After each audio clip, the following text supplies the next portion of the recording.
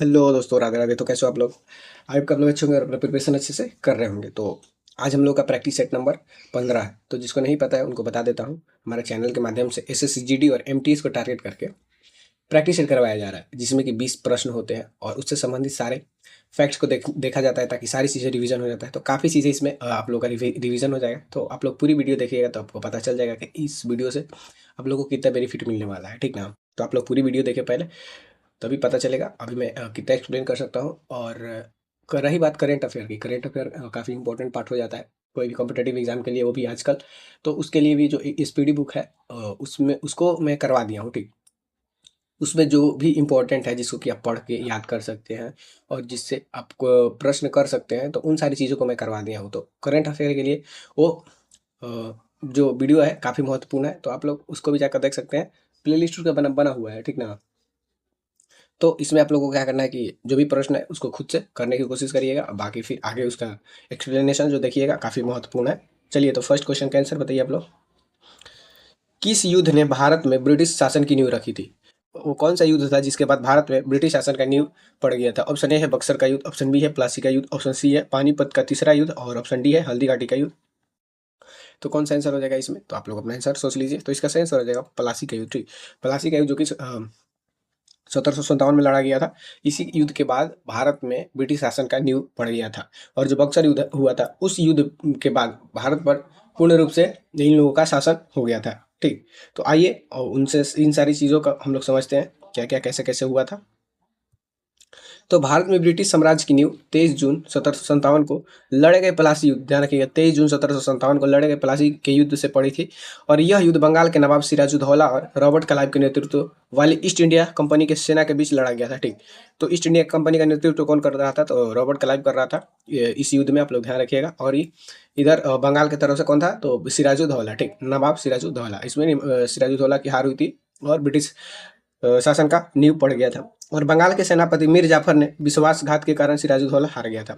जो मीर जाफर था सिराजुद्दौला के सेनापति, इसी के विश्वासघात के कारण यह युद्ध हार गया था, ठीक। यह जाकर क्लाइव से मिल गया था।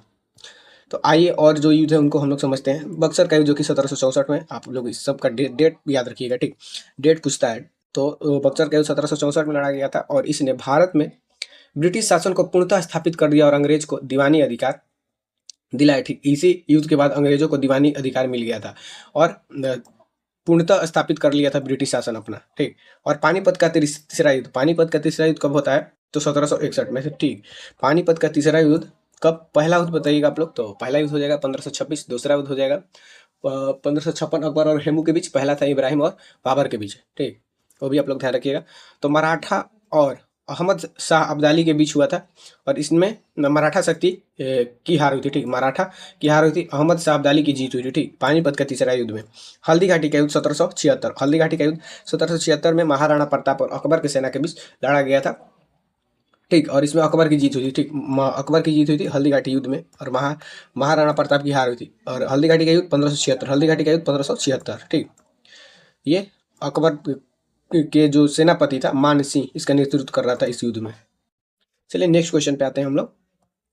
2 नंबर सवाल है, चोल वंश के संस्थापक कौन थे? चोल वंश, जो चोल वंश था उसके संस्थापक कौन थे? ऑप्शन ए है आदित्य चोल, ऑप्शन बी है विजयालय, ऑप्शन सी है राजा राज चोल और ऑप्शन डी है राजेंद्र चोल। तो चोल के वंश के संस्थापक कौन था? तो इसका सही आंसर हो जाएगा विजयालय, ठीक। चोल वंश के संस्थापक पूछे तो इसका विजयालय हो जाएगा। तो आइए चोल वंश से संबंधित सारी चीज़ों को हम लोग देख लेते हैं। तो चोल वंश का संस्थापक हो जाएगा विजयालय और ये 9वीं शताब्दी लगभग 850 ईस्वी में पल्लवों को हराकर इस वंश की स्थापना किया था, ठीक। ध्यान रखिएगा, किसको हराकर? पल्लवों को हराकर इस वंश की स्थापना किया था कब? 850 ईस्वी में, 850 ईस्वी में, यानी कि 9वीं शताब्दी में। और इसने प्रारंभिक राजधानी कहाँ बनाया था? तो उर्रयूर को इसने प्रथम राजधानी बनाया, ठीक। और इसका मुख्य राजधानी तंजौर था, ये चीज़ भी आप लोग ध्यान रखिएगा। मुख्य राजधानी तंजौर या तंजावुर कहा जाता था उसको। तो ये पल्लवों को ये स्थापित किया था अपना वंश कब? तो 850 ईस्वी में। और इसके प्रमुख शासक की बात करें तो विजयालय इसने नरकेसरी की उपाधि धारण की और निशुम्भसुदनी देवी का मंदिर बनाया। निशुम्भसुदनी देवी का मंदिर कौन बनाया था? तो विजयालय। और विजयालय की उपाधि पूछे तो नरकेसरी हो जाएगा। नरकेसरी का उपाधि धारण कौन किया था? तो विजयालय। और महान शासक जैसे हुए राजा राज प्रथम का कार्यकाल था शासनकाल, इन लोगों का शासनकाल होता था, कार्यकाल नहीं। 985 से लेकर 1014 राजराज प्रथम का जो शासनकाल था 985 से लेकर 1014 ईस्वी तक, और इन्हें वास्तविक शक्तिशाली शासक माना गया। ठीक, चोल वंश के वास्तविक शक्तिशाली शासक किसे माना गया? तो राजराज प्रथम को। और ये तंजौर में प्रसिद्ध बृहदेश्वर मंदिर, तंजौर के जो बृहदेश्वर मंदिर है, कौन बनाया था? तो राजा राज प्रथम ने, या इसे राजा राजेश्वर प्रथम, राजा राजेश्वर मंदिर भी कहा जाता है। बृहदेश्वर मंदिर को राजा राजेश्वर मंदिर भी कहा जाता है। कौन बनाया था? तो राजा राज प्रथम ने।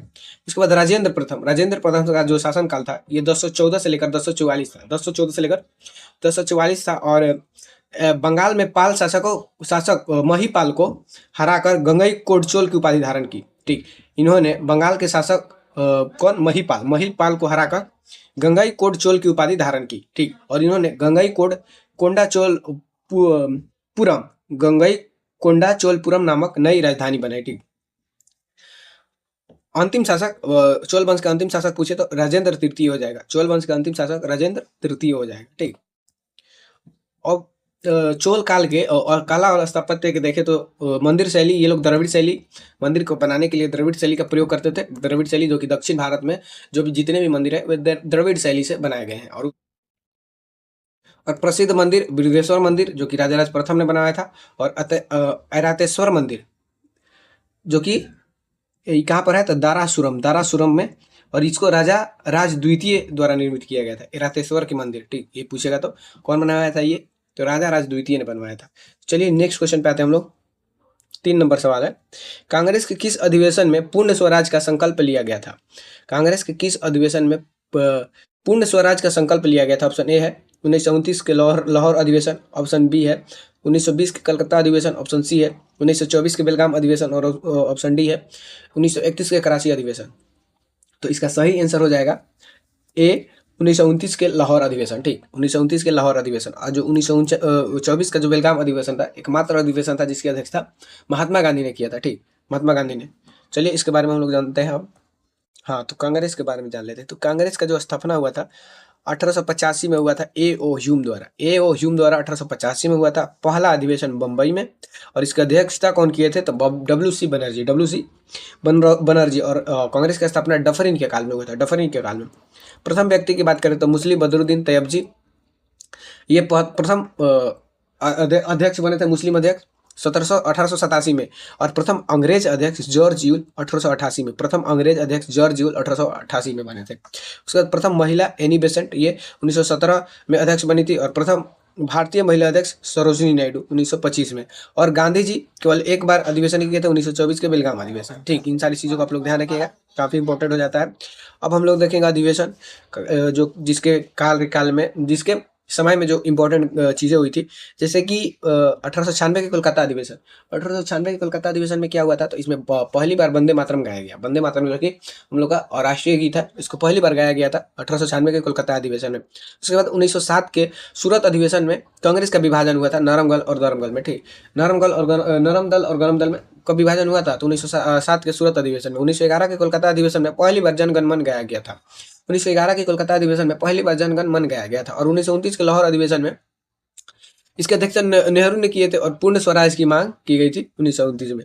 और 1938 के हीरापुर अधिवेशन की इंपॉर्टेंट हो जाता है, तो इसकी अध्यक्षता सुभाष चंद्र बोस ने किया था, अध्यक्षता सुभाष चंद्र बोस ने। और 1946 का मेरठ अधिवेशन जेबी कृपलानी द्वारा किया गया था, और यह आज़ादी के समय का अधिवेशन था। ठीक, आज़ादी के समय का अधिवेशन था। और गाँव में पहला अधिवेशन फैजपुर में किया गया था 1937 के अधिवेशन। 1937 का अधिवेशन जो कि फैजपुर में, वो पहली बार गांव में किया गया था। और स्वराज शब्द का प्रयोग कौन किए थे? तो दादा भाई नौरोजी ने 1906 में। स्वराज शब्द का प्रयोग कौन किया था? तो दादा भाई नौरोजी 1906 में। उसके बाद मौलिक अधिकार का प्रस्ताव 1931 के कराची अधिवेशन में सरदार पटेल द्वारा किया गया था। सरदार पटेल द्वारा मौलिक अधिकार का प्रस्ताव किसने रखा था? तो सरदार पटेल, कराची अधिवेशन 1931 में। ठीक, तो ये कांग्रेस से संबंधित इंपॉर्टेंट सारी चीज़ें थी। तो आई होप कि आप लोगों का सारी चीज़ें रिवीजन हुआ होगा। तो चलिए नेक्स्ट क्वेश्चन पर हम लोग आ जाते हैं। तो 4 नंबर सवाल है, कावेरी नदी जल विवाद मुख्य रूप से किन 2 नदियों के बीच है? कावेरी नदी जल विवाद जो है वो मुख्य रूप से किन 2 राज्यों के बीच है? ऑप्शन ए है आंध्र प्रदेश और तमिलनाडु, ऑप्शन बी है कर्नाटक और तमिलनाडु, ऑप्शन सी है केरल और कर्नाटक, और ऑप्शन डी है ओडिशा और आंध्र प्रदेश। तो कावेरी जल विवाद किन 2 राज्यों के बीच है? तो इसका सही आंसर हो जाएगा कर्नाटक और तमिलनाडु। ठीक, तो जो कावेरी नदी जल विवाद है ये कर्नाटक और तमिलनाडु के बीच है, ठीक। तो आइए अब हम लोग उन सारी जल विवादों को देख लेते हैं, ठीक। और उनसे संबंधित राज्य किन किन राज्यों से संबंधित ये जल विवाद है, जैसे कि कावेरी जो है ये कर्नाटक, तमिलनाडु, केरल और पुडुचेरी के बीच कावेरी को लेकर जल विवाद है, ठीक। कर्नाटक, तमिलनाडु, केरल और पुडुचेरी, आप लोग इसको ध्यान रखिएगा। उसके बाद कृष्णा नदी जल विवाद पूछे तो महाराष्ट्र, कर्नाटक, आंध्र प्रदेश और तेलंगाना, ठीक। महाराष्ट्र, कर्नाटक, आंध्र प्रदेश और तेलंगाना हो जाएगा कावेरी नदी जल विवाद। नर्मदा नदी जल विवाद है मध्य प्रदेश, गुजरात और महाराष्ट्र और राजस्थान। उसके बाद है रावी और ब्यास, हाँ रावी और ब्यास पंजाब, हरियाणा, राजस्थान, ठीक। पंजाब, हरियाणा, राजस्थान। और महानदी छत्तीसगढ़ और उड़ीसा, महानदी हो जाएगा छत्तीसगढ़ और उड़ीसा। महादई या फिर मांडोवी नदी गोवा, कर्नाटक और महाराष्ट्र, ये सभी महत्वपूर्ण नदी जल विवाद हैं, ठीक। तो आप लोग नदी का बहाव क्षेत्र आप लोग का अगर माइंड में रहेगा तो उससे आप इसको पकड़ लीजिएगा, ठीक ना। तो और इसमें जो इम्पोर्टेंट चीज हो सकता है, जैसे कि यह अनुच्छेद 262 के तहत, अनुच्छेद 262 के तहत संसद को जल विवाद सुलझाने के लिए ट्रिब्यूनल यानी कि न्यायाधिकरण बनाने की शक्ति देता है, ठीक। अनुच्छेद 62 क्या कहता है, संसद अनुच्छेद 62 के 262 के तहत संसद को जल विवाद सुलझाने के लिए ट्रिब्यूनल बनाने की शक्ति देता है। IRWD अधिनियम जो कि जल विवाद से संबंधित है, IRWD अधिनियम 1956 में लाया गया था और इसी कानून के तहत केंद्र सरकार विवाद सुलझाने के लिए समितियों का गठन करता है, ठीक। इसी कानून के तहत जो केंद्र सरकार है ये जल विवादों को सुलझाने के लिए समितियों का गठन करता है, ये चीज आप लोग ध्यान रखिएगा। तो ये जल विवाद अधिनियम कब आया था, तो 1956 में, आप लोग ध्यान रखिएगा। और ये अनुच्छेद किससे संबंधित है, तो 262 ये जल विवाद से संबंधित है, आप लोग इन दोनों को ध्यान रखिएगा। चलिए नेक्स्ट क्वेश्चन पे आते हैं। तो भारत की सबसे लंबी तट रेखा वाला राज्य कौन सा है, भारत की सबसे लंबी तट रेखा वाला राज्य कौन सा है। ऑप्शन ए है महाराष्ट्र, ऑप्शन बी है आंध्र प्रदेश, ऑप्शन सी है गुजरात और ऑप्शन डी है तमिलनाडु। तो भारत की सबसे लंबी तट रेखा वाला राज्य कौन है, तो इसका सही आंसर हो जाएगा सी, ठीक। गुजरात जो है ये सबसे लंबी तट रेखा वाला राज्य है। तो आइए, आप लोगों को तो पता ही होगा कुल 9 राज्य है भारत का जो कि तटीय राज्य हैं। तो उनमें से सबसे जो बड़ा तटीय राज्य है वो गुजरात का है, सबसे बड़ा गुजरात का है। और सबसे छोटा पूछे तो गोवा का हो जाएगा, ठीक। वो गोवा सबसे छोटा राज्य भी है भारत का और उसका जो तटीय सीमा है जाहिर सी बात है कि जो सबसे छोटा होगा, ठीक। तो आइए तटीय सीमा से संबंधित चीजें हम लोग देख लेते हैं। तो कुल कितने राज्य हैं, तो 9 है। और कुल तट रेखा कितना है, 7516.6 किलोमीटर द्वीपों सहित है, ठीक, द्वीपों सहित। और इसका अपडेट किया गया अभी वर्तमान में 11,000 प्लस किलोमीटर हो गया है, 11,000 प्लस किलोमीटर हो गया। क्योंकि पहले जो था ऐसे सीधा मापा जाता था, सीधा मापा, लेकिन अब क्या है कि मान लीजिए यहाँ पर कहीं ऐसे ऐसे ऐसे, मतलब ये सीधी लाइन में थोड़ी तट रेखा होगा, ये कहीं अंदर गया होगा, बाहर गया होगा, मतलब आप लोग समझ सकते हैं। तो उन सारी दूरी को भी अब इस बार क्या क्या है मेजर किया गया है। तो उस हिसाब से 11,000 प्लस किलोमीटर ये मेजरमेंट हुआ है। तो अभी शायद यही क्वेश्चन पूछेगा। अब आप लोग अगर ध्यान दीजिएगा, अगर सवाल में 11,000 पूछे तो ये नहीं पूछेगा, इतना ध्यान रखना है। 11,000 वाला पूछे तो ये नहीं पूछेगा, अगर ये पूछ रहा है तो 11,000 वाला नहीं पूछेगा, ठीक है। तो सबसे लंबी गुजरात का हो जाएगा, सबसे छोटी गोवा का हो जाएगा। और दक्षिण प्रायद्वीप यानी कि दक्षिण भारत का सबसे लंबी तट रेखा वाला राज्य जो है आंध्र प्रदेश है।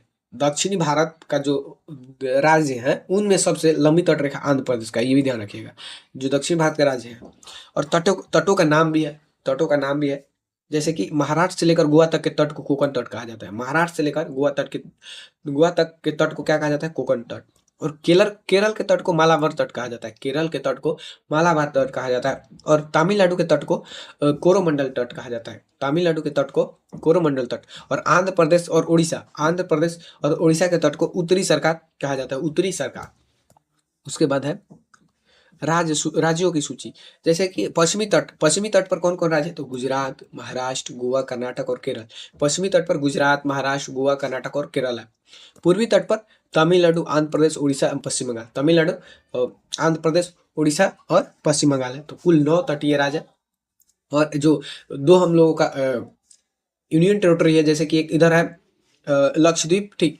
और जैसे ये भारत हो गया, इधर है लक्षद्वीप और इधर है अंडमान निकोबार, ठीक। ये भी तटीय केंद्र शासित प्रदेश है, आप लोग ध्यान रखिएगा। तो जो तटीय लंबाई मेजर किया जाता है, तो पहले इसको सिर्फ इसको किया जाता है जो कि 6100 है, 6100, ठीक। इसको करेंगे तो 6100, और ये टोटल क्या बोलते हैं, अंडमान निकोबार और लक्षद्वीप को मिलाकर 7516 होता है, ठीक ना। तो ये चीज भी आप लोग ध्यान रखिएगा। नेक्स्ट क्वेश्चन पे आते हैं हम लोग। तो वायुमंडल में नाइट्रोजन का प्रतिशत कितना है? वायुमंडल में, जो हम लोग का वायुमंडल है पृथ्वी का, उसमें नाइट्रोजन का प्रतिशत कितना है? तो इसका सही आंसर क्या हो जाएगा? ऑप्शन ए है 21%, ऑप्शन बी है 78%, ऑप्शन सी है 0.03% और ऑप्शन डी है 0.9%। तो क्या होगा इसका आंसर? आयोग के आप लोग को पता होना चाहिए। इसका सही आंसर हो जाएगा बी 78%। तो वायुमंडल में नाइट्रोजन का प्रतिशत जो है 78% है और ये 21% ऑक्सीजन है। ठीक, ऑक्सीजन कितना है? तो 21% है। ये चीज भी आप लोग ध्यान रखिएगा। तो आइए वायुमंडल से संबंधित सारी चीजों को देख लेते हैं जो कि एग्जाम के लिए इंपॉर्टेंट हो सकता है।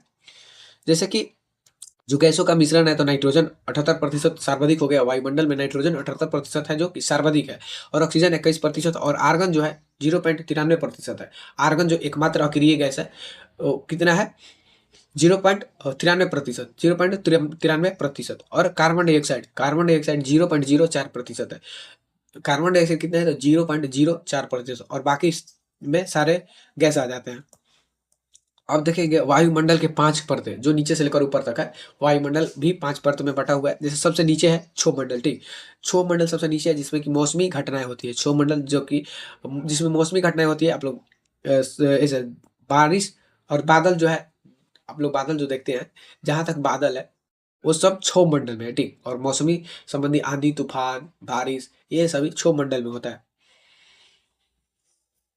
उसके बाद है समताप मंडल। समताप मंडल उसके बाद क्षोभ मंडल के बाद है समताप मंडल। तो इसमें क्या है? ओजोन परत। आप लोग ओजोन परत सुने होंगे, जो कि सूर्य से आती हुई यूवी किरणें यानी कि पराबैंगनी किरणें को आने से रोकता है। डायरेक्ट उसको आने नहीं देता है। अगर वो डायरेक्ट आ जाए तो उससे काफी सारी बीमारियां होगी, जैसे कि त्वचा का कैंसर आदि। ठीक, तो ये उसको आने से कौन रोकता है? तो ओजोन परत। ठीक, तो ये हवाई जहाज उड़ने के लिए भी बेस्ट है। जो समताप मंडल में जो हवाई जहाज उड़ते हैं ये समताप मंडल में उड़ते हैं। ठीक, और ओजोन परत भी समताप मंडल में पाया जाता है। तो आप इतने चीज आप लोग ध्यान रखिएगा। क्षोभ मंडल में मौसम संबंधी घटना, समताप मंडल में ओजोन परत और हवाई जहाज उड़ते हैं। मध्य मंडल, उसके बाद है मध्य मंडल। ठीक, मध्य मंडल मान लीजिए कि ये हो गया क्षोभ मंडल, उसके बाद हो गया समताप मंडल, ये हो गया मध्य मंडल, फिर आयान मंडल, फिर इधर बाह्य मंडल। ठीक, ये सभी बाह्य मंडल।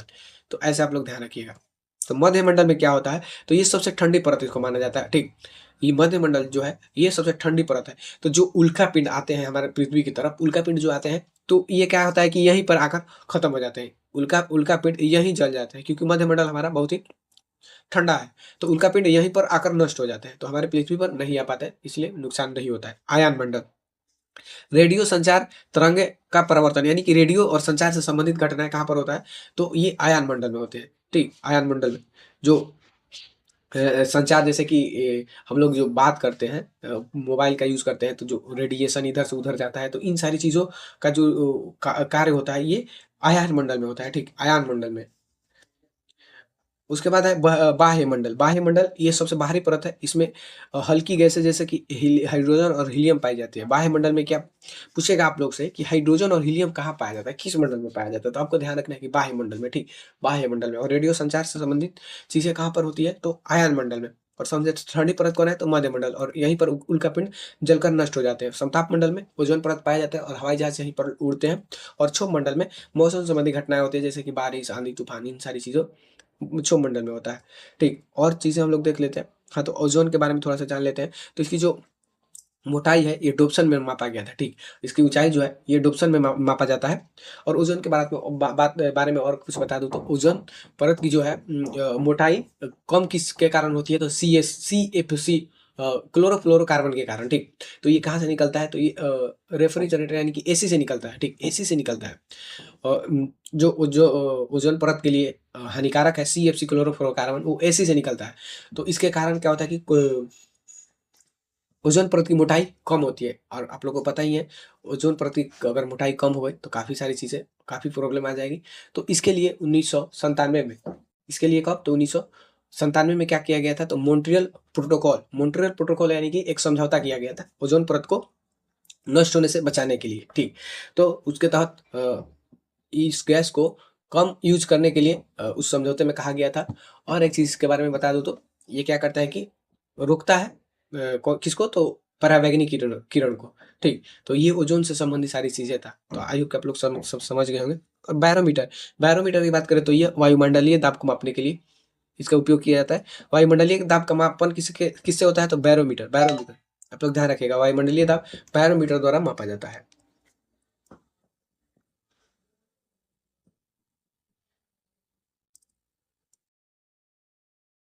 उसके बाद है ऊंचाई पर तापमान। हाँ, क्षोभ मंडल के ऊपर जाने पर तापमान क्या होता है कि घटता है। क्षोभ मंडल के आप ऊपर जाइएगा तो तापमान घटता है, ये चीज आप लोग ध्यान रखिएगा। 165 मीटर ऊपर जाने पर 1 डिग्री तापमान घटेगा। ठीक, 165 मीटर ऊपर जाइएगा तो 1 डिग्री तापमान घटेगा। नेक्स्ट क्वेश्चन पे आते हैं हम लोग। तो समान नागरिक संहिता, समान नागरिक संहिता का उल्लेख किस अनुच्छेद में है? समान नागरिक संहिता का उल्लेख किस अनुच्छेद में है? तो ऑप्शन ए है अनुच्छेद 40, ऑप्शन बी है अनुच्छेद 44, ऑप्शन सी है अनुच्छेद 48, ऑप्शन डी है अनुच्छेद 50। तो समान नागरिक संहिता का उल्लेख किस में है? तो इसका सही आंसर हो जाएगा कि बी अनुच्छेद 44 में। ठीक, समान नागरिक संहिता का उल्लेख अनुच्छेद 44 में है। तो ये नीति निर्देशक तत्व के अंतर्गत आता है समान नागरिक संहिता। तो नीति निर्देशक तत्व से संबंधित कुछ महत्वपूर्ण अनुच्छेद को देख लेते हैं, जैसे कि आर्टिकल जो 40 है। हाँ, नीति निर्देशक तत्व जो है ये भाग कितने में आता है? तो ये भाग 4 के अंतर्गत आता है और इसको 36 से लेकर 51 के अनुच्छेद के अंतर्गत रखा गया है। ठीक, ये चीज़ आप लोग ध्यान रखिएगा। तो जिसमें कि अनुच्छेद जो 40 है ये ग्राम पंचायत के संगठन से संबंधित है।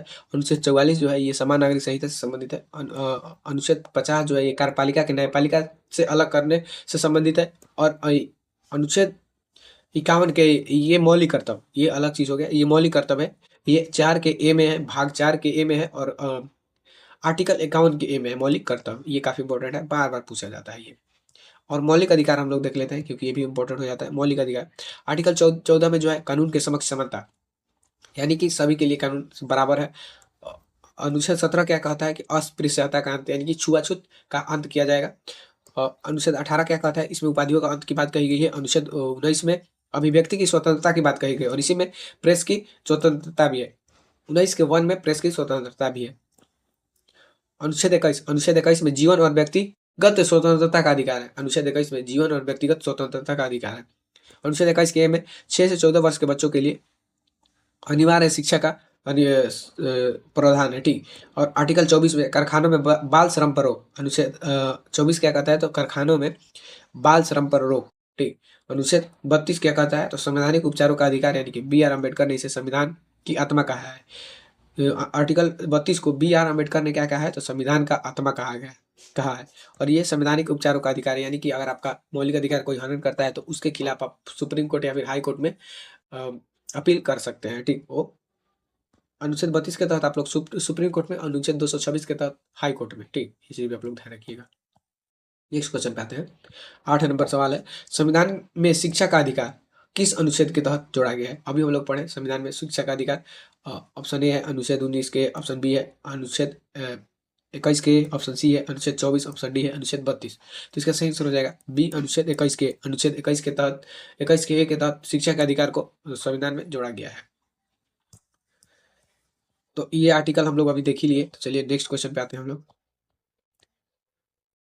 9 नंबर सवाल है, मिश्रित अर्थव्यवस्था का अर्थ क्या है? मिश्रित अर्थव्यवस्था का अर्थ क्या है? तो ऑप्शन ए है कृषि और उद्योग का सह अस्तित्व, ऑप्शन बी है अमीर और गरीब का सह अस्तित्व, ऑप्शन सी है सार्वजनिक और निजी क्षेत्र का सह अस्तित्व, और ऑप्शन डी है भारी और लघु उद्योग का सह अस्तित्व। तो अर्थव्यवस्था का प्रकार पूछ रहा है। तो अर्थव्यवस्था का आप लोग जानते होंगे, एक पूंजीवादी होता है, एक साम्यवादी होता है और एक मिश्रित होता है। तो मिश्रित अर्थव्यवस्था जैसे कि हम लोग के भारत देश में है मिश्रित अर्थव्यवस्था। तो ये मिश्रित अर्थव्यवस्था का मतलब क्या होता है ये पूछ रहा है। तो इसका सही आंसर क्या हो जाएगा? तो सही आंसर हो जाएगा सी। ठीक, इसमें क्या होता है कि सार्वजनिक और निजी क्षेत्र का सह अस्तित्व होता है। आप लोग ध्यान रखिएगा, जो क्या बोलते हैं पूंजीवादी अर्थव्यवस्था होता है, पूंजीवादी अर्थव्यवस्था में सिर्फ निजी क्षेत्रों का सह अस्तित्व होता है। पूंजीवादी में सिर्फ निजी क्षेत्र का सह अस्तित्व होता है। उसके बाद साम्यवादी अर्थव्यवस्था में सिर्फ सरकार की सह अस्तित्व होता है, सरकार की सह अस्तित्व होता है। और जो विशिष्ट अर्थव्यवस्था है निजी और सरकार दोनों का सह अस्तित्व रहता है। तो आइए इनसे जुड़ी सारी चीजें हम लोग देखते हैं। तो ये नियंत्रण के आधार पर ऐसे विभाजित किया जाता है, पूंजीवादी, समाजवादी और मिश्रित, जैसा कि मैंने इस तीनों को अभी बता दिया हूँ। अब क्षेत्र के आधार पर हम लोग देखते हैं। क्षेत्र के आधार पर जो अर्थव्यवस्था है इसको भी 3 भाग में बांटा गया है। तो प्राथमिक, द्वितीयक और तृतीयक। प्राथमिक, द्वितीयक और तृतीयक। प्राथमिक जिसमें कि प्राकृतिक से जुड़े चीजें जैसे कि खनन, खेती, मछली पालन, मुर्गी पालन, पशुपालन, ये सभी प्राथमिक क्षेत्र में आते हैं। और जो द्वितीयक क्षेत्र है ये मैन्युफैक्चरिंग, यानी कि जो प्राथमिक चीज़ें प्राथमिक क्षेत्र से जो चीज़ें प्राप्त होती है, उससे नई-नई वस्तुएँ का निर्माण करना, यानी कि निर्माण जिस भी चीज़ का निर्माण होता है, तो वो किस क्षेत्र में आता है? द्वितीय क्षेत्र में आता है। द्वितीयक क्षेत्र में ये चीज़ आप लोग ध्यान रखिएगा। और तृतीय क्षेत्र सेवा क्षेत्र है, ठीक? ये सेवा क्षेत्र है, जिससे कि जिस भी चीज़ से जनता को या किसी को सर्विस मिलता है, सेवा मिलता है, उन सारी चीज़ों को तृतीय क्षेत्र में रखा गया। जैसे कि बैंक से भी ज जनता को सेवा मिलता है, उनकी जो मनी होती है, रख-रखाव का सुविधा मिलता है। शिक्षा भी एक सेवा है, शिक्षा भी एक सेवा है। डॉक्टर जो है वो सेवा तो कर ही रहे हैं, ठीक? और जीडीपी में सबसे बड़ा हिस्सा, जीडीपी में ध्यान रखिएगा, जीडीपी में सबसे बड़ा तृतीय क्षेत्र का है। जो भारत का जीडीपी है, उसमें सबसे बड़ा हिस्सा किसका है? तो तृतीय क्षेत्र का है। और सबसे कम हिस्सा किसका है? तो प्राथमिक क्षेत्र का है। और रोजगार पूछे तो सबसे ज़्यादा रोजगार किसमें है? तो प्राथमिक क्षेत्र में है। सबसे ज़्यादा रोजगार किसमें है? तो प्राथमिक क्षेत्र में है। और सबसे कम रोजगार किसमें है? तो तृतीय क्षेत्र में है, ठीक? तो इन सारी चीज़ों को आप लोग ध्यान रखिएगा। काफ़ी चीज़ें आप लोग को बता दिया। व्यापार के आधार पर खुली और बंद अर्थव्यवस्था होता है। व्यापार के आधार पर खुली और बंद अर्थव्यवस्था होता है। जैसे कि जो खुली अर्थव्यवस्था होती है, इसकी आयात और निर्यात चालू रहता है। ये किसी भी देश से आयात करते हैं और किसी भी देश से निर्यात करते हैं, तो उसे खुली अर्थव्यवस्था कहा जाता है। और बंद अर्थव्यवस्था की बात करें तो इस बाहरी व्यापार बंद रहता है, यानी कि वो ना किसी देश के साथ व्यापार यानी कि आयात करते हैं, ना निर्यात करते हैं, तो इसे बंद अर्थव्यवस्था कहा जाता है। तो चलिए नेक्स्ट क्वेश्चन पे आते हैं हम लोग। 10 नंबर सवाल है, अनुवांशिकी का जनक किसे कहा जाता है? अनुवांशिकी, आप लोग पढ़े होंगे अनुवांशिकी का मतलब क्या होता है, तो आप लोग को मैं बता दूं, जेनेटिक आप लोग को पता होगा। कोई भी गुण हम लोग के अंदर आता है, ठीक? जैसे कि मान लीजिए काला गोरा या फिर लंबा छोटा, ये माता पिता के आधार पर हम लोग का जो भी अंदर गुण आता है, तो इसी के अध्ययन को क्या कहा जाता है? अनुवांशिकी कहा जाता है। इसी के अध्ययन को क्या कहा जाता है? अनुवांशिकी कहा जाता है। तो इसके जनक कौन थे? इसके जनक कौन थे जो सबसे पहले बताए अनुवांशिकी के बारे में? तो ऑप्शन ए है चार्ल्स डार्विन, ऑप्शन बी है ग्रेगर मेंडल, ऑप्शन सी है अलेक्जेंडर फ्लेमिंग, और ऑप्शन डी है लुई पास्चर। तो अनुवांशिकी के जनक है ग्रेगर मेंडल। तो आइए अनुवांशिकी के बारे में हम लोग जान लेते हैं। तो इसके जनक जो है, आप लोग पता है, ग्रेगर जॉन मेंडल है, ठीक? बताए ग्रेगर जॉन मेंडल। और इन्होंने सबसे पहले मटर के पौधे पर इस चीज को प्रयोग किया था, ठीक? अनुवांशिकी के बारे में मटर के पौधे पर प्रयोग किया था, ये भी पूछ लेता है, ठीक? तो ध्यान रखिएगा, मटर के पौधा। और जीन, जीन शब्द किसने दिया था? तो जोहानसन ने दिया था। जीन, जीन शब्द क्या दिया था? तो जोहानसन। इसी के जीन के तहत ही जो गुण होता है, ये माता पिता से कहा जाता है, तो अपने संतान में जाता है। और आनुवंशिकता की जो इकाई है, ये जीन ही है। आनुवंशिकता की इकाई किसे कहा जाता है? तो जीन। ये क्वेश्चन बनता है कि आनुवंशिकी का इकाई किसे कहा जाता है? तो आप लोग ध्यान रखिएगा, जीन को कहा जाता है, जीन को, ठीक?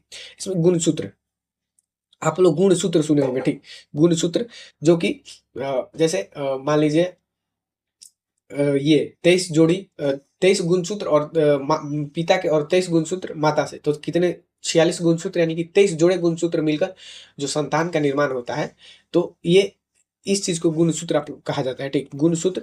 इसमें इंसान में कितना होता है? तो 23 जोड़ा गुणसूत्र होता है। और यह लिंग निर्धारण के लिए, ठीक? जैसे कि मान लीजिए माता पिता को मैं कैसे बता रहा हूँ, ये गुणसूत्र का मतलब क्या होता है?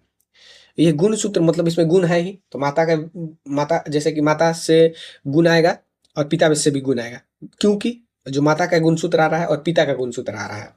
तो ये अभी हम बता रहे हैं 22+1, ठीक? 22+1, 22+1। तो ये माता का गुणसूत्र है और ये पिता का गुणसूत्र है, ठीक? तो ये टोटल आएगा अपने संतान में 23 हो गया ना, ये 22 1 23 22 1 23। तो यहाँ पर लिंग निर्धारण क्या होता है? लिंग निर्धारण, ठीक?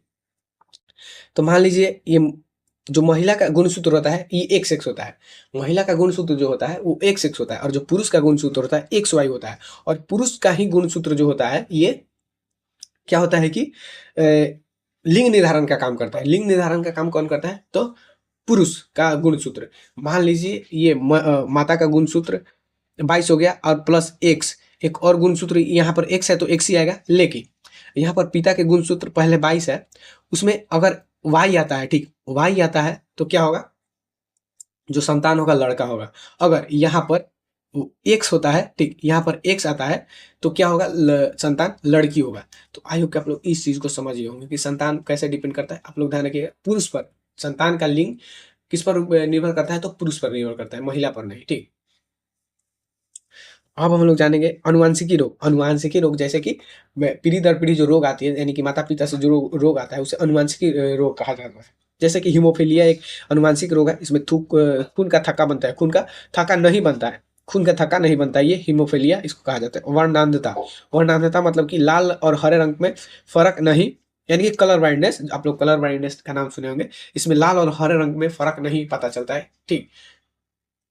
और उसके बाद है डाउन सिंड्रोम्स। डाउन सिंड्रोम ये भी एक अनुवांशिकी रोग है, और इसमें गुणसूत्रों की संख्या में बदलाव, गुणसूत्रों की संख्या में बदलाव इसके कारण होता है। गुणसूत्रों की संख्या में बदलाव के कारण, यानी कि जब मान लीजिए 46 जोड़ा गुणसूत्र होना चाहिए, अगर आपका 46 जोड़ा नहीं, टोटल 46 23 जोड़ा, अगर आपके 47 हो जाता है, मान लीजिए किसी कारण वो 47 गुणसूत्र आ जाता है, तो ये डाउन सिंड्रोम होता है, डाउन सिंड्रोम। उसके बाद है डीएनए और आरएनए। डीएनए और आरएनए के बारे में जान लेते हैं, ये भी अनुवांशिकता से ही संबंधित है, ठीक। तो डीएनए अनुवांशिक की जानकारी का वाहक है, ठीक। डीएनए अनुवांशिक जानकारी का वाहक है, और डीएनए का डबल हेलिक्स मॉडल, डीएनए का डबल हेलिक्स मॉडल पूछे तो आप लोग बता दीजिएगा, वाटसन और क्रिक। यही पूछता है कि डीएनए का डबल हेलिक्स मॉडल कौन दिया था, वाटसन एवं क्रिक ने दिया था, वाटसन एवं क्रिक ने दिया था, ठीक। और अनुवांशिकी का जानकारी का वाहक कौन है, तो डीएनए। आरएनए, आरएनए क्या करता है, तो ये प्रोटीन बनाने में सहायक होता है, आरएनए प्रोटीन बनाने में सहायक होता है, ये चीज आप लोग ध्यान रखिएगा। तो चलिए अब नेक्स्ट क्वेश्चन पे आते हैं। नेक्स्ट क्वेश्चन है पेनिसिलिन। पेनिसिलिन की खोज किसने की थी, पेनिसिलिन की खोज किसने की थी? ऑप्शन ए है एडवर्ड जेनर, ऑप्शन बी है अलेक्जेंडर फ्लेमिंग, और ऑप्शन सी है लुइस पास्चर, और ऑप्शन डी है रॉबर्ट कोच। तो आप लोगों को मैं बता दूं कि पेनिसिलिन जो है ये सबसे पहले खोजा गया एंटीबायोटिक था, ठीक। सबसे पहला खोजा गया एंटीबायोटिक अगर पूछे तो कौन हो जाएगा, पेनिसिलिन। और इसकी खोज की बात करें तो अलेक्जेंडर फ्लेमिंग ने किया था, अलेक्जेंडर फ्लेमिंग ने किया था। हम देख लेते हैं टीके की खोज, जो जैसे कि चेचक के टीका का खोज कौन किया था, तो एडवर्ड जेनर, ठीक। टीका का खोज तो जिसमें चेचक चेचक का खोज किया था एडवर्ड जेनर ने, और ये दुनिया का सबसे पहला टीका था, ये दुनिया का सबसे पहला खोजा गया टीका था। उसके बाद रेबीज, रेबीज के टीका का खोज लुइस पास्चर, रेबीज के टीका का खोज लुइस पास्चर। पोलियो, पोलियो के ड्रॉप्स या ओपीवी का खोज कौन किया था, तो Albert Sabin, Albert Sabin. Polio के टीका का खोज अल्बर्ट साबिन। पोलियो इंजेक्शन का खोज जोनास साल्क।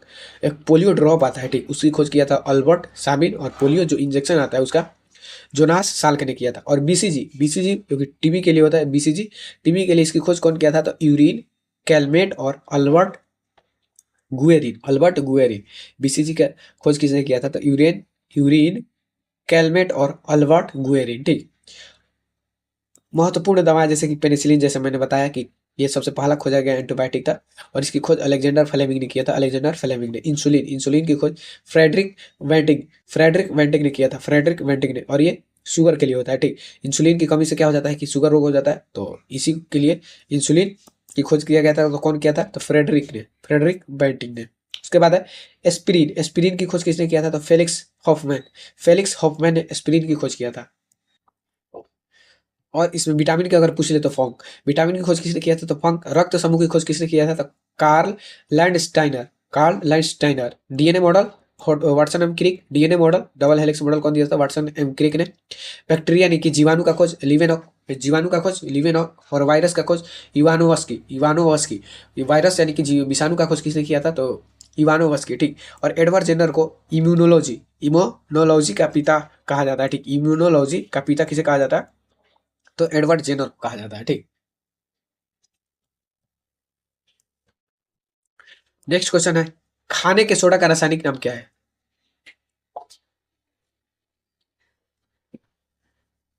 खाने का सोडा का रासायनिक नाम क्या है? ऑप्शन ए है सोडियम कार्बोनेट, ऑप्शन बी है सोडियम बाइकार्बोनेट, ऑप्शन सी है कैल्शियम क्लोराइड, और ऑप्शन डी है सोडियम हाइड्रोक्साइड। तो खाने के सोडे का रासायनिक नाम क्या है? तो इसका सही आंसर हो जाएगा ए सोडियम कार्बोनेट, ठीक। सोडियम कार्बोनेट हो जाएगा खाने के सोडे का रासायनिक नाम। खाने के सोडे का रासायनिक नाम क्या है, तो सोडियम कार्बोनेट।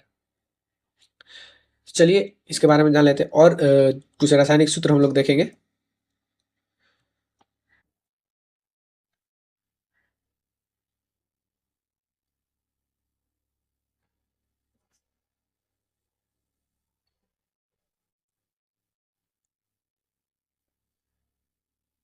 साधारण नमक का खोज सोडियम क्लोराइड, साधारण नमक का सॉरी खोज से बोल रहे हैं।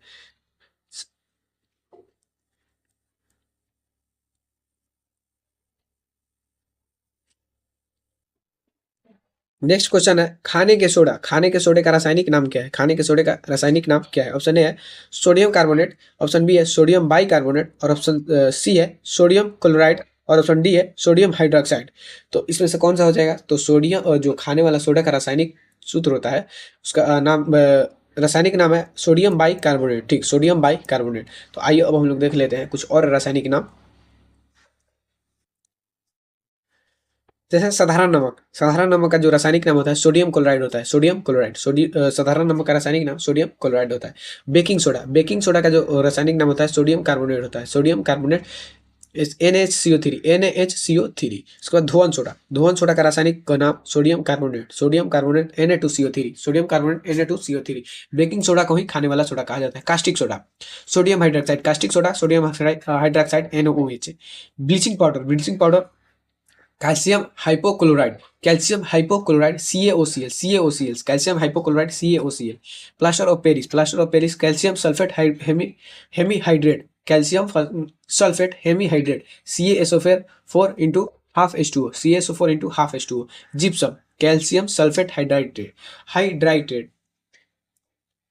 क्या है जिप्सम का? तो calcium sulphate dihydrate, calcium sulphate dihydrate, यानी कि CaSO4 into 2H2O।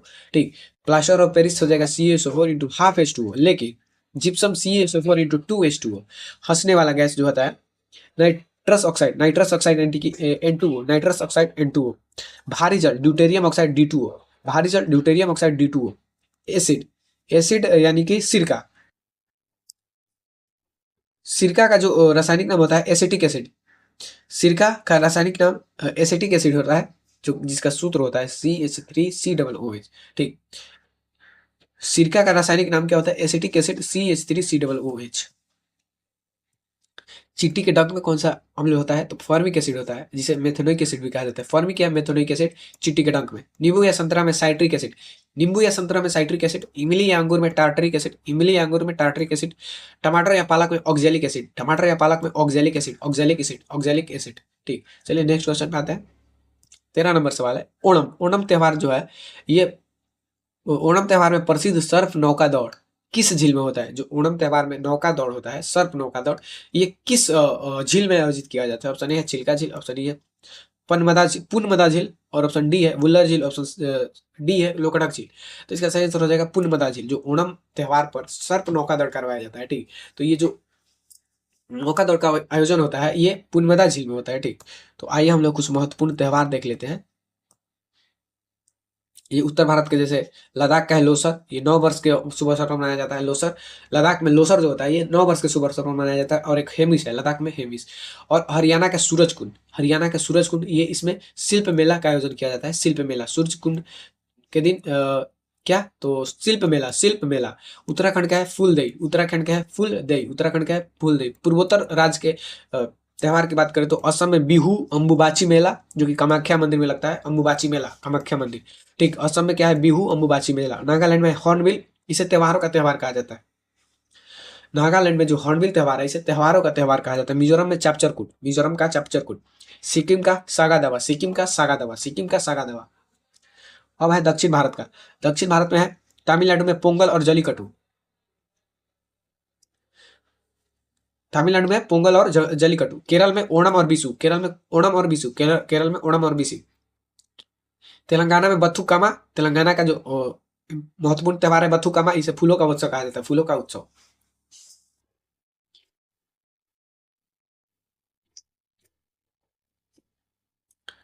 Next question पे आते हैं। 14 नंबर सवाल है, भारत में सर्वोच्च नागरिक सम्मान कौन सा है? भारत का सर्वोच्च नागरिक सम्मान कौन सा है? ऑप्शन ए है विभूषण, ऑप्शन बी है भारत रत्न, ऑप्शन सी है परमवीर चक्र, और ऑप्शन डी है ज्ञानपीठ पुरस्कार। तो भारत का सर्वोच्च नागरिक सम्मान कौन सा है? तो इसका सही आंसर हो जाएगा बी, भारत रत्न। ठीक, भारत रत्न भारत का सर्वोच्च नागरिक सम्मान पुरस्कार है। तो इसकी शुरुआत 1954 में हुआ था, आप लोग ध्यान रखिएगा। भारत रत्न की शुरुआत 1954 में हुआ था। और इसमें क्या हुआ होता है? तो पीपल के पत्ते के आकार का जो पदक होता है यही दिया जाता है। पीपल के पत्ते के आकार का पदक दिया जाता है, और इसमें कोई राशि नहीं मिलता है। ठीक, इसमें कोई पैसा नहीं दिया जाता है। और अधिकतम एक साल में 3 लोगों को दिया जाता है। अधिकतम एक साल में 3 लोगों को दिया जाता है। अपवाद में है 2024, क्योंकि 2024 में 5 लोगों को दिया गया। ठीक, पहले जो भारत रत्न प्राप्त करता है डॉक्टर राधा कृष्णन, सीवी रमन और सी राजगोपालचारी। 1954 में जो पहली बार भारत रत्न दिया गया था 3 लोगों को, डॉक्टर सर्वपल्ली राधाकृष्णन, सीवी रमन और सी राजगोपालचारी को। और प्रथम बार महिला जो थे उनको दिया गया है महात्मा इंदिरा गांधी को। प्रथम महिला जिनको कि भारत रत्न दिया गया है इंदिरा गांधी को। और प्रथम विदेशी अब्दुल गफार खान को। और प्रथम खिलाड़ी और सबसे युवा भी है सचिन तेंदुलकर। सबसे युवा युवा को भी सचिन तेंदुलकर हो जाएगा। और खिलाड़ी में सबसे पहले तो सचिन तेंदुलकर। 2025 में देखिए किस किस को, सॉरी 2024 में कर्पूरी ठाकुर को मिला है, LK आडवाणी को मिला है, चौधरी चरण सिंह को मिला है, PV नरसिम्हा राव को मिला है और MS स्वामीनाथन को मिला है। ठीक, कर्पूरी ठाकुर, LK आडवाणी, चौधरी चरण सिंह, PV नरसिम्हा राव, MS स्वामीनाथन को, ठीक 5 लोगों को 2024 में दिया गया है। संवैधानिक निकाय यानी कि अनुच्छेद 18 के तहत इसे टाइटल की तरह नाम के आगे पीछे नहीं लगा सकते। ठीक, अनुच्छेद 18 के तहत इसे टाइटल के नाम यानी कि नाम के आगे पीछे नहीं लगा सकते। और मरणोपरांत सम्मान सबसे पहले लाल बहादुर, मरणोपरांत भारत रत्न सबसे पहले किसको दिया गया है तो लाल बहादुर शास्त्री को। ये चीज भी आप लोग ध्यान रखिएगा। तो भारत रत्न से जितने भी इंपॉर्टेंट चीजें हो सकती थी वो चीज मैंने आप लोग को बता दिया। चलिए नेक्स्ट क्वेश्चन पे आते हैं। विंग्स ऑफ फायर पुस्तक के लेखक कौन है? विंग्स ऑफ फायर पुस्तक के लेखक कौन है? ऑप्शन ए है जवाहरलाल नेहरू, ऑप्शन बी है doctor APJ Abdul Kalam, option C है महात्मा गांधी और ऑप्शन डी है नरेंद्र मोदी। तो विंग्स ऑफ फायर के पुस्तक के जो लेखक है वो है APJ अब्दुल कलाम। ठीक, APJ अब्दुल कलाम। तो आइए कुछ महत्वपूर्ण पुस्तक और लेखक देख लेते हैं। हिंद स्वराज और मेरे सत्य के प्रयोग Mahatma Gandhi. Discovery of India Jawaharlal Nehru. Unhappy India Lala Lajpat Rai. India wins freedom Maulana Abul Kalam Azad. Gita Rahasya Bal Gangadhar Tilak. Playing it my way Sachin Tendulkar. The race of my life Milkha Singh. Ace against odds Sania Mirza. Unbreakable Mary com.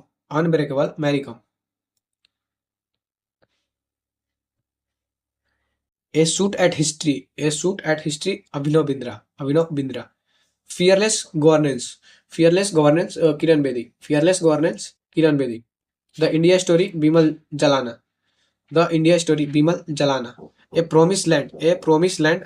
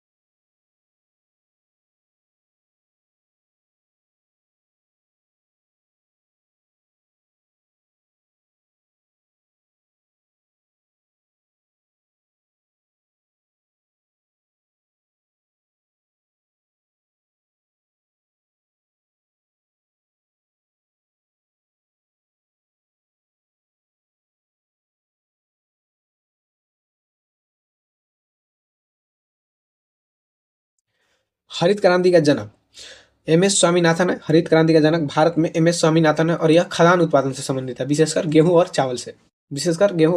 चावल से। श्वेत क्रांति दूध और डेयरी उत्पादन से, इसके जनक है वर्गीज कुरियन। नीली क्रांति मछली उत्पादन से यानी कि मत्स्य उत्पादन से है। पीली क्रांति तिलहन उत्पादन और सूरजमुखी उत्पादन से। लाल क्रांति मांस एवं टमाटर। गुलाबी क्रांति प्याज एवं झींगा मछली। रजत अंडा एवं मुर्गी पालन से। सुनहरी क्रांति फल शहद और बागवानी से। भूरी क्रांति चमड़ा और कोक से संबंधित है। उसके बाद है गोल क्रांति आलू उत्पादन से। रजत रेशा क्रांति कपास उत्पादन से। स्वर्ण रेशा जूट उत्पादन। नेक्स्ट और लास्ट क्वेश्चन, किस गवर्नर जनरल ने भारत में सती प्रथा को समाप्त किया था? ऑप्शन ए है डलहौजी, ऑप्शन बी है विलियम बेंटिक, ऑप्शन सी है कर्जन और ऑप्शन डी है रिपन। तो सती प्रथा का जो समाप्त किया था वो था गवर्नर जनरल विलियम बेंटिक। अब आप लोग ध्यान रखिएगा, बंगाल का जो प्रथम गवर्नर जनरल था ये वारेन हेस्टिंग्स था। बंगाल का प्रथम गवर्नर जनरल वारेन हेस्टिंग्स था और ये 1973 में बना था, 1973 में।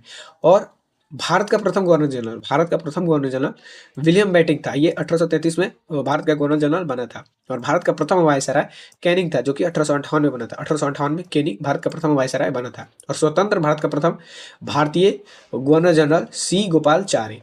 स्वतंत्र भारत का प्रथम गवर्नर जनरल पूछे वो भी भारतीय तो सी गोपालचारी हो जाएगा। और प्रथम गवर्नर जनरल हो जाएगा माउंटबेटन। ठीक, भारतीय नहीं पूछेगा तो माउंटबेटन, और भारतीय पूछ दिया तो सी राजगोपालचारी।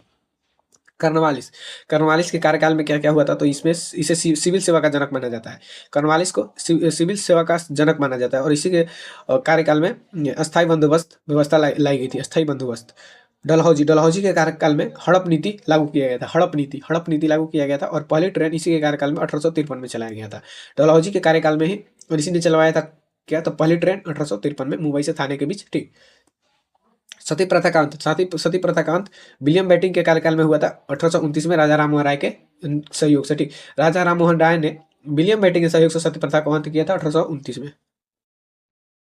रिपन के कार्यकाल के बात करें तो स्थानीय स्वशासन का जनक रिपन को माना जाता है। और पहली बार नियमित जनगणना 1881 में रिपन के काल में हुआ था। अनियमित जनगणना पूछे तो मेयो के काल में 1872 में, और नियमित जनगणना 1881 में रिपन के कार्यकाल में। बंगाल विभाजन 1905 में कर्जन के काल में हुआ था। कांग्रेस की स्थापना 1885 में डफरिन के काल में हुआ था।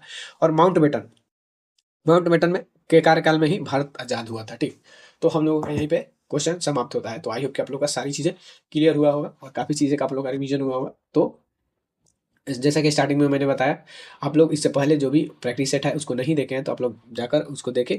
आप लोग का काफ़ी सारी चीज़ें का रिवीजन होगा और काफ़ी चीज़ आप लोग सीखिएगा। ठीक, और करंट अफेयर के लिए जो है उसको भी देख लीजिए। एसपीडी का जो काफ़ी महत्वपूर्ण है उतना आप लोग कर लीजिए। करंट के लिए आपको सोचने की जरूरत नहीं है। ठीक, तो चलिए मिलते हैं नेक्स्ट वीडियो में। तब तक के लिए अपना ध्यान रखिए और अपना पढ़ाई अच्छे से करते रहिए। धन्यवाद, बाय।